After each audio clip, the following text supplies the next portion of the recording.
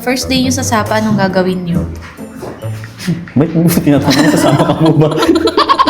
Bakit hindi yung sinama yung anak ninyo? Makulit po. Saan galing yung savings nyo? Ito kaya kay Ipon ko. Paul ng Simula na nagsama kami. Nakikiipon ka lang. Ipon ko yun. Kung alam mo talaga itinerary mo, anong gagawin niya sa unang day niyo sa Sapa, bigyan mo lang ako ng Magre-rest, tapos kakain. lahat naman ganun ginagawa. Anong Yun. pupuntahan nyo? Magano kami.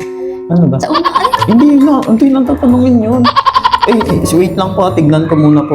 Ito po, kasi ba't di mo kabisado? ba't ko kailangan kabisaduhin? Kaya nga gumawa kami ng itinerary.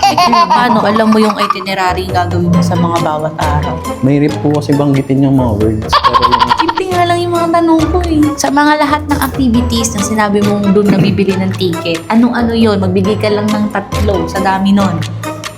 3 lang. Tama, kaya sige, 2 lang. Ano yun? ang hirap naman.